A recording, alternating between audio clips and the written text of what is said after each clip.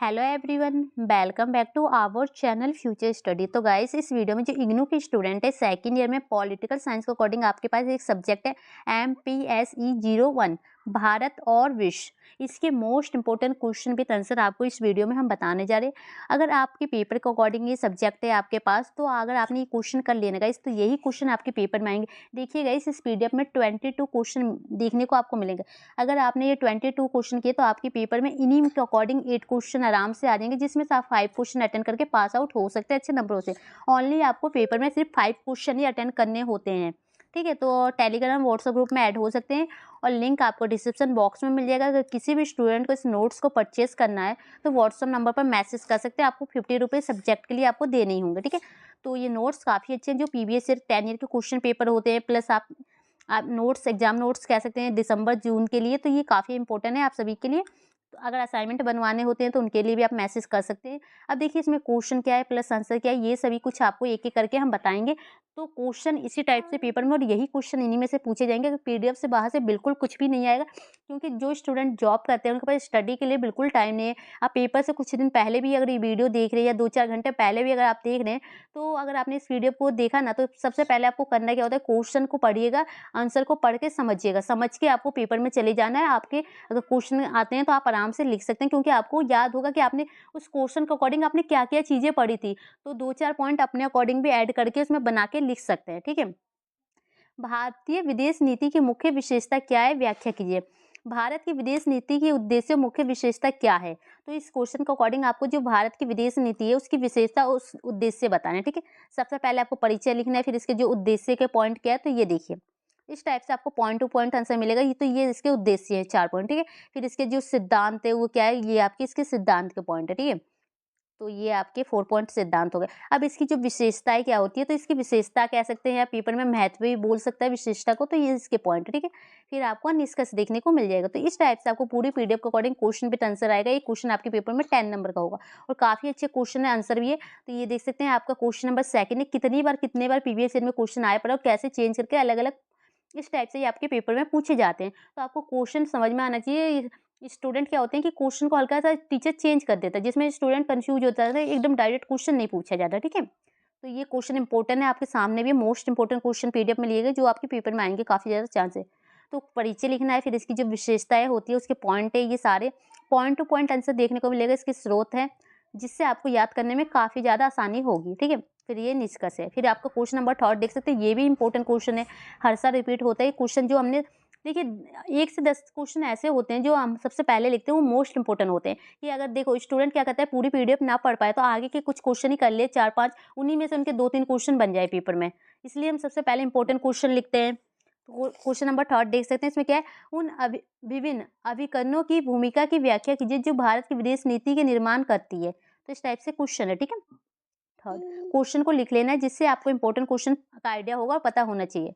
Question number 4 देखिए, भारत चीन के मध्यम संबंधों के मुख्य मुद्दे क्या है, व्याख्या कीजिए। तो इसमें आपको क्या बताना है कि जो भारत और चीन है उसके अकॉर्डिंग जो समस्या क्या है, क्या क्या प्रॉब्लम होती है, तो उनके जो संबंध क्या होते हैं, कैसे संबंध है, तो वो बताने होते हैं कि समस्या क्या है, उनकी सीमा विवाद कैसे होते हैं। तो चीन और चाइना और जो भारत है उसके बारे में आपको बताना है, उनके संबंध के अकॉर्डिंग। ठीक है, तो ये आपका क्वेश्चन था। फिर इसके जो सीमाएँ के अकॉर्डिंग ये पॉइंट है, फिर निष्कर्ष। ठीक है, भारत की विदेश नीति के निर्धारक तत्वों की व्याख्या कीजिए।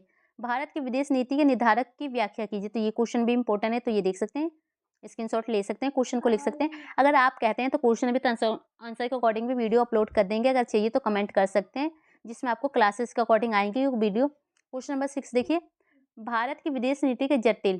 तो ये वाला क्वेश्चन भी इंपॉर्टेंट है गाइस, इस टाइप से जो इनके परिप्रेक्ष्य की व्याख्या करने के लिए पूछा जाता है। तो ये क्वेश्चन नंबर 6 है, तो ये देखते हुए चलिए। इसके बाद क्वेश्चन 7 है, तो आपको क्वेश्चन देखिए, नेहरूवादी समिति शब्द से आप क्या समझते हैं, व्याख्या करनी है। तो ये नेहरूवादी के अकॉर्डिंग है, इनके योगदान क्या है, तो इसके बारे में आपको चर्चा करनी है। ठीक है, तो नेहरू जी के अकॉर्डिंग क्वेश्चन पेपर में आए, तो ये सारे पॉइंट आपको लिखने होते हैं। क्वेश्चन नंबर 8 देख सकते हैं, भारत की विदेश नीति बनाने में राजनीतिक दल कैसे योगदान करते हैं, तो इसके अकॉर्डिंग ये पॉइंट है आंसर।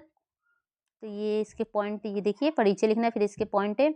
तो आपको इतना आसान क्वेश्चन के आंसर आपको कोई भी नहीं देगा, और इतने अच्छे से समझा के, और बिल्कुल भी आपको प्रॉब्लम नहीं होगी इस PDF के पढ़ने में। भारत की विदेश नीति में राजीव गांधी के योगदान की व्याख्या कीजिए। तो ये उनके योगदान भी है, तो ये सारे पॉइंट है। ठीक है, फिर आपका निष्कर्ष, फिर ये देख सकते हैं क्वेश्चन 10 है। तो यहाँ तक आपके जो आपने क्वेश्चन अभी तक 10 तक देखा, मोस्ट इंपोर्टेंट क्वेश्चन थे गाइस। तो इनमें से भी आपके 3 से 4 क्वेश्चन पेपर में पूछे जाएंगे। ये गुटनिरपेक्ष के अकॉर्डिंग क्वेश्चन आ गया, तो देख लीजिए क्वेश्चन। इनकी प्रासंगिकता बतानी है, मतलब प्रासंगिकता मतलब इसके महत्व के बारे में बतानी है, ठीक है। तो 11, इसके बाद क्वेश्चन नंबर 12 होता है, ये देख लीजिए। नेक्स्ट क्वेश्चन है ये रहा, भारत की पड़ोसी प्रथम नीति क्या है, इसकी सफलता असफलता की व्याख्या कीजिए। तो ये आपका क्वेश्चन था। अब इसके बाद नेक्स्ट क्वेश्चन देखिए, यूरोपीय संघ के साथ भारत के संबंध का मूल्यांकन कीजिए। तो अब ये इसके बाद जो क्वेश्चन क्या है, संबंध के अकॉर्डिंग भी पूछे जाते हैं पेपर में, ठीक है। इसमें जैसे पूछा गया था यूरोपीय के संघ के, इनके क्या संबंध है। फिर ये देखिए, जो भारत अंतर्राष्ट्रीय आतंकवाद से कैसे निपटता है, विस्तार सकते हैं। अब एक क्वेश्चन आपके पेपर में आ जाएगा आतंकवाद के अकॉर्डिंग, तो ये इसमें लिख सकते हैं, उस पर टिप्पणी करने का आ जाएगा। तो ये सारे पॉइंट आप उसके अकॉर्डिंग क्वेश्चन में लिख सकते हैं, ठीक है। तो ये देखिए, फिर भारत अपने पड़ोसी देशों के साथ कैसे व्यवहार करता है, तो ये आपको बतानी है, ठीक है। क्वेश्चन 15, 16 देखिए, इसमें क्या बतानी है कि जो प्रधानमंत्री है उनके कार्यकाल क्या होते हैं, उनके प्रभाव क्या पड़ते हैं, वो आपको बताने की शक्तियाँ कार्य कह सकते हैं। तो परिचय, फिर आपके उनकी भूमिकाएं क्या है, फिर इनके जो प्रभाव क्या है, इनके शक्ति कार्य क्या है, तो ये फिर आपको बताने होते हैं क्वेश्चन में, ठीक है। तो ये कुछ पॉइंट थे इसके।